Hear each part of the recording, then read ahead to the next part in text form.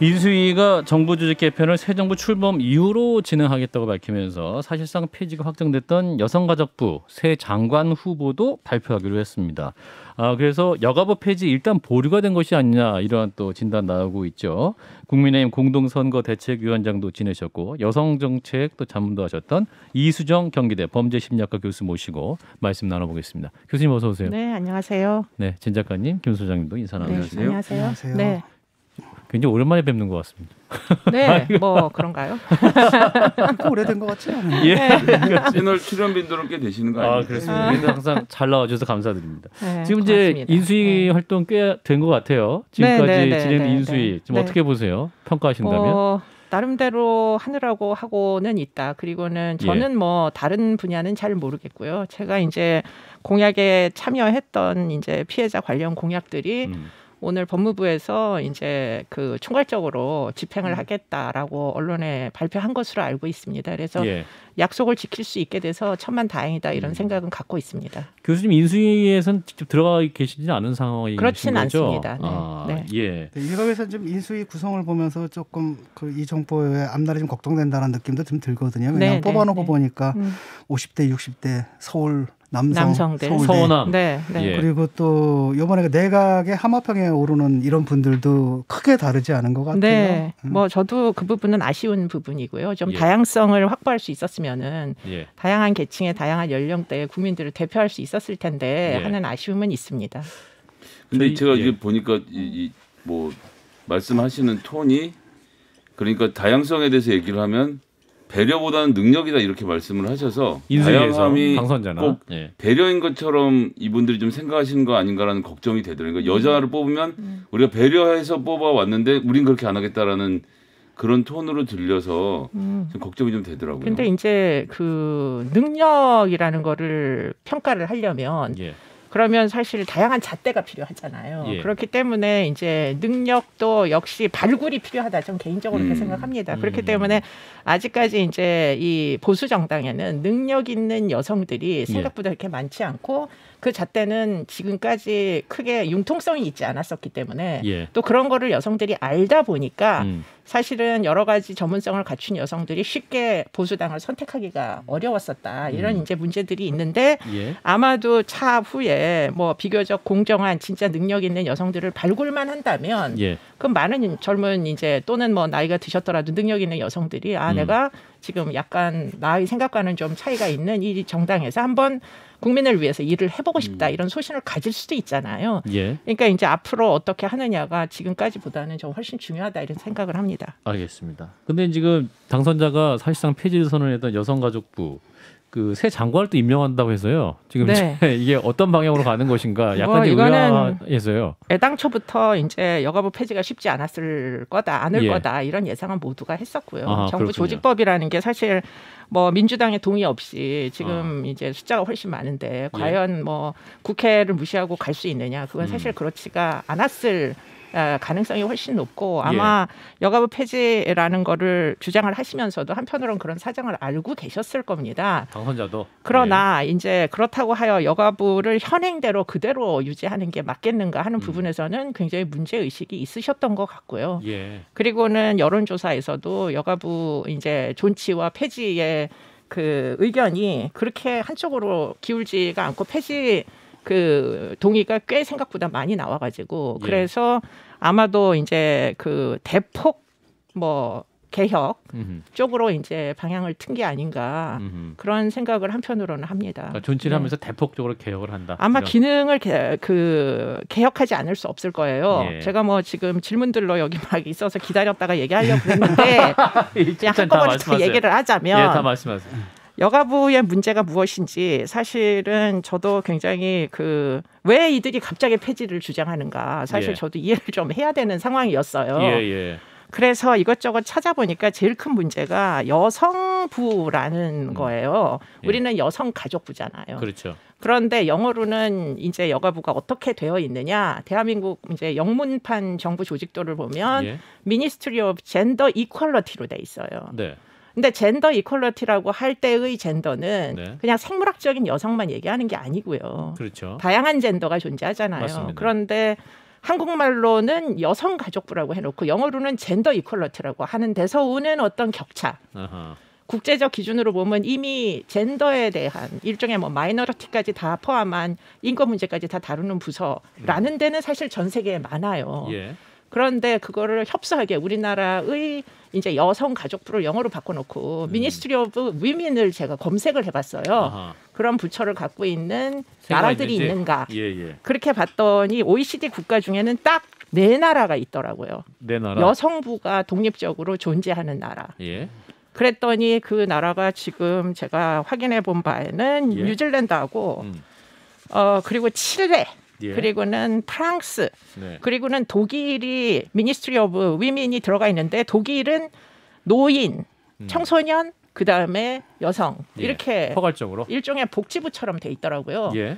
그러니까 지금 이런 상태로 보면 생각보다 여성부를 고수하고 있는 선진국은 별로 없다. 예. 예, 왜냐하면 여성이 선진국에서는 이미 주류가 됐기 때문에 그렇기 때문에 굳이 여성을 주류가 된 여성을 또 계속 여성들만을 위한 부처를 독립해서 운영해야 되는가 이런 문제의식이 있어서 이렇게 이제 변화하고 있는 것 같고요. 예. 범위를 좀 넓혀가지고 유엔에 가입한 국가들로 넓히면은 네. 여성부가 있는 나라들이 꽤 있어요. 예. 또 어떤 나라들에 있느냐? 예. 이제 개발도상국, 약간 아직은 선진국이 되지 못한 아직은 네. 여성 인권이 예. 굉장히 증진되지는 못한 이런 나라들에서 주로 여성부가 존재하더라고요. 예. 그러면 이제 여성부 폐지와 그 관련된 논쟁을 곰곰이 생각해 보면 네. 2022년에 대한민국에서의 여성 인권은 어느 수준에 와 있는 것인가 하는 걸 사실 고민을 안 해볼 수가 없잖아요. 예.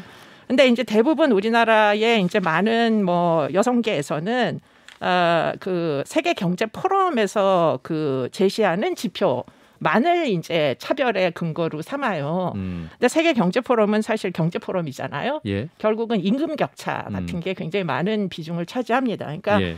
대한민국의 근로 현장에서 여성의 평균 임금이 남성의 평균 임금보다 더 적다. 예. 그게 이제 중요한 차별의 기준이다라고 보통 보고를 많이 하거든요. 예. 근데 그 지수만 있느냐? 그게 아니더라고요. 그래서 예. 또 막 뒤져보니까 UNDP에서 나오는 여성 그 불평등 지수라는 게 있는데 GII라는 지수에서는 우리나라가 불평등한 국가는 아니더라고요. 아시아 예. 알겠습니다. 일등이고 불평등 안 한 국가. 교수님 너무 지금 정보 많이 말씀하셔가지고요. 일단은 네, 질문이 뭐 여러 질문에 나누어서 해야 되는데 일단 그 여성이 주류가 됐다라는 말씀이니까 일단 프랑스와 독일 같은 나라에서는 이제 여성이 주류가 됐기 때문에 뭐 이제 그런 아니요. 예. 그러니까 프랑스와 이제 그 독일은 아직도 위민이 들어가 있는 거의 유일한 4개 국가 중에 OECD 4개 국가 중에 하나고 미국이나 영국이나 호주 같은 데는 여성부가 없어요. 그러니까 교수님 말씀은 OECD 국가 정도 수준 되는 경우에는 여성이 이미 메이저, 그러니까 머저리티 그렇죠. 주류이다라고 인식을 하고 계신다는 말씀이신 거죠? 예, 그래서 여성부를 따로 운영하지 않고 이제 젠더 이퀄러티를 고려하는 이제 그 경우에는 젠더는 여성을 얘기하는 게 아닙니다. 그러니까 우리나라는 여전히 그래도 어떤 사회 구조적으로 그러니까, 여성들이 좀 어려움이 있으시고 또 주류라고 볼 수 없는 환경이 분명히 존재하기 때문에 그런 여성인 이름이 좀 존재해야 한다고 주장하시면 계속 좀 많은 거 아닙니까? 차별이 어디에 있는지를 또 다 뒤져봤어요. 그랬더니 이제 제일 큰 차별은 고용. 예, 그리고는 그 임금 격차. 예. 그런데 우리가 이런 거를 곰곰이 생각을 해볼 때 그러면 이런 임금 격차나 이제 일종의 대우잖아요. 남자를 대우할 때와 여자를 대우할 때 좀 다르게 한다. 그 대우가 어디서 차이가 나는지를 또 곰곰이 생각해 보면 공정한 게 중요하니까 그렇죠. 군대를 무시하고 얘기하기엔 또 곤란해요. 사실. 네. 가산점 말씀하시나요? 아니 가산점을 딱히 얘기하는 게 아니라 남자의 인생에서 젊은 시절 1년 뭐 몇 개월을 사실은 국방의 의무를 하기 위해서 사실 희생을 시키는 거잖아요. 그렇죠. 여성은 그런 희생을 하지 않죠. 그렇기 때문에 그런 거를 고려를 하지 않은 채 그냥 이제 그 임금의 이제 어떤 평균의 그 평등만을 주장하는 게 거죠. 호봉을 인정해 주잖아요. 군대 갔다 오면. 그게 이제 공정하냐 이런 문제들도 사실 존재하는 거죠. 이게 좀 좀 단순하게 좀 생각하시는 것 같은데 아까 그 UNDP 이런 지수 같은 경우는 그냥 일반적으로 어떤 예컨대 학교에서 차별을 받지 않느냐 누구나 다 대학을 갈 수 있고 그다음에 얼마나 의료고 병원에서 뭐 차별하지 않느냐 이런 거 차별하는 나라는 없거든요. 핵심적인 게 바로 그 이거고 임금이고 이것은 이제 임금이라는 것은 사회적 지위와도 연결되어 있고 그렇습니다. 그다음에 그 사회적 지위가 높거나 아니면 연봉이 높은 이런 직종들 여성들로 하여금 구조적으로 선천적으로 선택하지 못하게 만드는 이런 구조적 차별의 구조 있고 독일 같은 경우에도 그렇기 때문에 그 이제 민간 기업에도 3분의 1 이사를 반드시 여성을 하게끔 쿼터제를 하고 있거든요. 그다음에 그 조사 결과를 보게 되면은 그 3분의 1을 했을 때 그 3분의 1 여성들이 나머지 3분의 2 남성들보다 퍼포먼스가 더 좋아요. 그렇다면은 이 여자들은 원래는 능력이 있는데 차별을 받았다라는 거잖아요. 근데 지금 국힘의 이 인식은 뭐냐면 쿼터제로 이건 능력이 아니다. 이렇게 이제 얘기를 하니까 이렇게 이제 생각하는 이렇게 하니까 그 층이 있는 거죠. 그다음에 구조적 차별이 없다 이러니까 저는 황당하거든요. 아니 독일 같은 나라도 지금 프랑스 같은 나라도 구조적 차별이 있기 때문에 그걸 해소하기 위해서 이런 노력들을 하는데. 근데 이제 그 부분에서 미국은 사실 있다가 없어졌습니다. 그러니까 이제 국가마다 어떤 그 향방이 약간씩 선진국들은 이제 다른 거죠. 그런 차원에서 보자면 저는 개인적으로 이게 우리나라의 이제 뭐 직급별로 이렇게 쫙 성별을 이제 내놓은 무슨 통계 같은 걸 보면은 올라갈수록 여성 비율이 줄어들어요. 그렇죠. 그게 유리천장 문제가 틀림없이 있는 거죠. 근데 제 입장에서 보면 그래서 유리천장을 좀 쉽게 깰 수 있도록 할당제를 좀 해주셨으면 좋겠어요. 좀 쉽게 국회의원도 되고 좀 쉽게 장관도 되고 여자들이 좀 많이 좀 진출을 했으면 좋겠다는 게 제 개인적인 의견인데 근데 그 의견은 사실은 저는 50대 60대입니다. 그렇기 때문에 50대 60대에게 그와 같은 어떤 할당제 같은 유리천장을 깨는 특혜라고 이제 주장하는 층이 있으니까 그런 것을 만약에 실시했을 때 그러면 이것을 과연 오늘날의 2030 세대가 이 젊은 친구들이 이걸 공정하다고 느낄 건가 하는 부분에서 저는 스스로에게 좀 자문을 할 수밖에 없었어요. 저도 특혜를 받고 싶습니다. 근데 그걸 자꾸 특혜라고 말씀을 하시는데 특혜가 아니라 애초에 보장되었을 것들을 여성들은 원천적으로 차별을 당했기 때문에 그러니까 그 연구 조사에 따르면은 이걸 갖다 자연적인 흐름에 맡겨놨을 때 정말 남녀가 5대 5가 되는 데는 200년 넘게 걸린대요. 그렇기 때문에 OECD 같은 경우 그 시간을 땡기기 위해서 공공 부문에서 이미 3분의 1을 다 했고 그 다음에 이제 사적인 부문까지도 지금 법에 의해서 이제 강제를 하고 있거든요. 그런데 우리 같은 경우에는 그러니까 2030에 어떤 반발한 남성들이 있는데 그들을 설득할 문제지.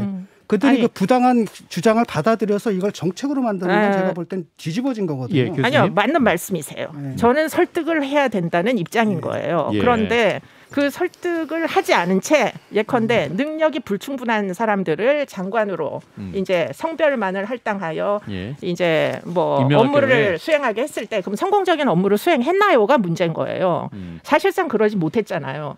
그 자리에 정말 뭐 예컨대 주택 문제를 진짜 깊이 있게 아는 그 분야에 있어서 정말 월등한 성별은 여자인데 그런 분이 가셨으면은 그럼 사실 이런 논쟁이 발생을 애당초에 안 했겠죠. 근데 그러지 못한 그 어떤 문제가 있는데 여자라는 이유만으로 마치 특권처럼 보이는데 그러면 그것을 2030 그 젊은 층들에게 성별 할당제가 뭐 공정하다라고 주장만 이렇게 할 수 있느냐 이런 데서 이제 어떤 문제 의식이 생기는 거죠. 그렇거든요. 대한민국 장관들은 다 잘못하는 장관들 보면 다 남자들이거든요. 그럴 때는 장관이 잘못했다 그러고 잘못하는 장관이 여성일 때는 여성 장관이 잘못했다 그런 이제 선입견은 있을 수 부동산 있습니다. 같은 경우에도 김현미 장관이 아니고 남성 장관이었으면 잘했을까요? 저는 아니라고 보거든요. 그렇죠. 그러니까 이게 그 자체가 그런 판단 자체에 사실 여성 혐오적인 판단이 깔려 있거든요. 근데 그 부분을 인정하지 않고 그걸 그냥 맞는 주장처럼 객관적인 진리처럼 딱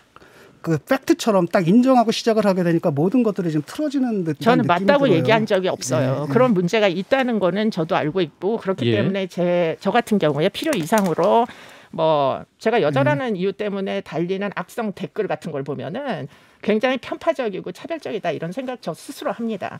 그런데 그럼에도 불구하고 그러면 제가 이 문제에 있어서 어떻게 하는 것이 가장 양심적인 선택일 건가 하는 걸 언제나 고민을 하는 거예요. 그러면 우리가 제대로 된 뭐 차별을 안 받는 방법에 대해서 진지하게 한번 생각을 해봤는가, 여성가족부가 진지하게 생각을 해봤는가, 그 부분에서 답은 노라는 거예요. 만약에 진짜 진지하게 생각하고 여성의 인권을 생각했었다면 그 많은 여성 인권을 해오던 단체. 그래서 결국에는 정치 정계로 이제 진출한 많은 고위직 여성들이 왜 피해자가 발생했을 때 왜 피해자 편을 들지 않고 피해 호소인이라고 했을까요? 제가 그 어휘를 들으면서 사실 저는 굉장히 혼란에 사실 빠졌었거든요. 내가 지금까지 믿으면서 여성 인권을 위해서 나름대로 노력을 했는데 막상 사건이 터지니까 제가 동료라고 느꼈던 저랑 연대했던 저희 세대에 굉장히 많은 분들이 사실은 알겠습니다. 다른 얘기를 하셔가지고 그러면 이것이 정당하다고 보일 것인가. 그런데 그건 인선의 문제라는 점을 그러니까 그 민주당의 문제이고 민주당이 갖고 있는 여성 운동가들 혹은 여성주의자들의 인재풀의 문제라고까지 뭐 생각한다고 일단 치고요. 대안이 있어야 되는데 그 사람들이 그렇게 했으니까 부처를 없앤다는 것 자체도 동의가 안 되지만 그럼 지금 국민의힘이 이야기하고 있는 부처 폐지 이후의 대안 혹은 교수님이 생각하시는 뭐 위원회 뭐 어떤 대안을 지금 말씀하시는 건가요? 그러니까 이제 일하는 이제 일단 부처가 사라진다는 것은 국민의힘의 어떤 그 메인스트림이었기 때문에 제가 그 안에서 할 수 있는 일은 주요한 기능은 살린다였어요. 정책은 살린다. 여성 정책은. 그래서 저는 개인적으로 이제 범죄학자이기도 하기 때문에 권익 증진국의 업무는 전부 법무부로 다 가지고 가서 확대 개편하겠다가 이제 저의 첫 번째 목표였고 그래서 지금 이제 확대 개편을 하고 있습니다. 그래서 뭐 피해자 지원센터도 원스톱으로 전부 다 할 수 있게 됐고 좀 더 좋아지는 것도 사실 있어요. 그리고 저는 가정폭력이나 아동학대, 집안에서 일어나는 폭력을 사람이 죽일 때까지 내버려두면 안 되기 때문에 형사처벌을 할 수 있는 통합법원이 있으면 이게 조기에 개입을 할 수 있으니까 막을 수 있다라는 알겠습니다. 생각 때문에 제안했던 것도 지금 구현할 수 있게 됐고요. 자연스럽게 이제 주제를 좀 넘어가 주셔가지고. 네. 예.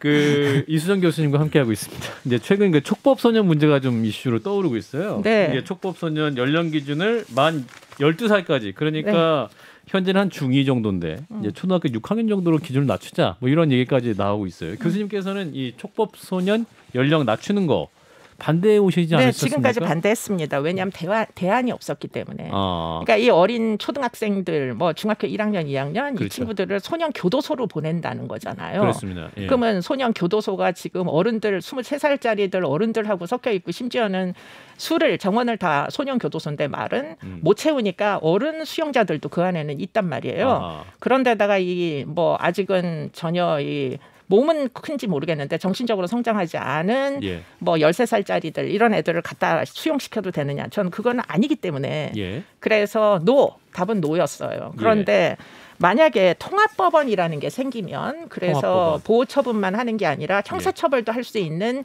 소년부 전담 이제 법원이 만약에 생기면은 그러면 어떻게 될까? 그건 좀 다른 문제라고 보여요. 예컨대 소년 교도소의 기능을 소년원처럼 학교로 뜯어고치고 그리고는 형사처벌을 할 수 있는 소년 통합법원을 만들면은 그러면 피고인 입장에서 보면 내가 어려도 형사처벌을 받을지도 모른다라는 경계심이 생길 거고 판사들도 자기네들 마음대로 하는 게 아니라 예컨대 여러 소년보호위원회 같은 걸 두고 아이들에게 필요한 게 무엇인지 이 아이들 중에 또 상당수는 학대를 받고 있어요. 방임이나. 그러면 이 가정에 대해서도 인터벤션을 할 수 있는 기회 같은 걸 가지면 개입할 수 있는? 그러면 선도를 할 수 있는 어떤 중요한 포인트가 될 수도 있습니다. 전체 인생으로 보면. 그러니까 아주 전문적인 법원이 있다면 그러면 형사처벌 연령을 좀 낮춰도 그건 크게 문제가 안 될 거다. 전담 법원 생기면 그 교도소도 분리된 전담 교도소가 생기는 건 아니잖아요. 전담 교도소를 만들어야죠. 그러니까 법무부에서 이 부분을 협조를 할 거냐. 근데 법무부에서 하겠다고 했어요. 그러니까 지금은 소년 교도소가 한 개밖에 없는데 연령이 넓잖아요. 그렇죠. 청소년기는. 그러니까 초등학생, 중학생들 가는 소년 교도소 따로 조그맣게 운영하고 그리고는 고등학교 이상 되는 애들을 그냥 기존에 소년 교도소지만 플러스 학교 기능을 추가해가지고 운영하도록 하면 그러면은 뭐 교도소만 지금처럼 이렇게 수용해 놓는 것보다는 오히려 더 낮을 수도 있을 거다 이런 생각은 하죠. 유엔에서는 일단은 이렇게 그런 식으로 나이를 낮추는 것을 통해가지고 처벌을 강화하는 거에 대해서 반대를 하고 있고 또는 지금 그런 현실 인식의 문제거든요. 그 데이터를 보게 되면은 그 인식이 바탕에 그게 깔린 거 아닙니까? 촉법소년들의 범죄들이 엄청나게 늘어났다. 그다음에 흉악해졌다. 근데 그 어떤 것도 사실 데이터로 입증이 안 되거든요. 유의미한 통계는 있어요. 그러니까 그다지 그러니까 오늘 제가 통계를 보고 왔는데 유의미한 차이가 없단 말이죠. 라고 하고 그다음에 아니 촉법소년 그 지금 12살, 13살짜리의 아이들의 범죄는 늘긴 늘었어요. 네.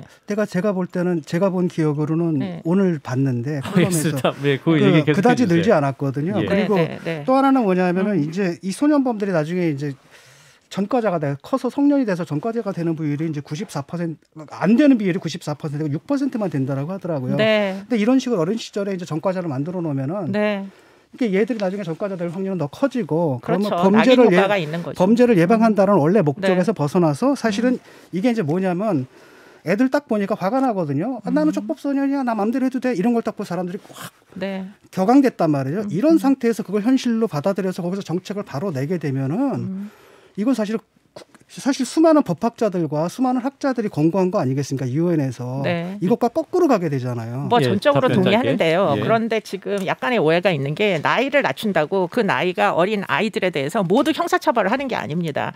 통합법원에서는 여전히 보호처분도 할 수 있고요. 부모에 대하여 아이를 보호하라고 명령을 내릴 수도 있고요. 또는 뭐 부모가 알코올 중독이다. 이게 이제 치료 사법적 목적을 달성하도록 법원을 만들 것이기 때문에 알코올 치료 명령을 내릴 수도 있어요. 그렇기 때문에 지금 너무나 다 이제 응보주의적 형벌만으로 나이를 낮추는 일은 결과적으로 뭐 안 좋을 거다라고 하기에는 우리는 아무것도 지금 해본 적이 없어요. 나이만 정말 매 회기마다 나이 1살 낮추는 법안이 그렇게 많이 개정안으로 수십 개씩 올라와요.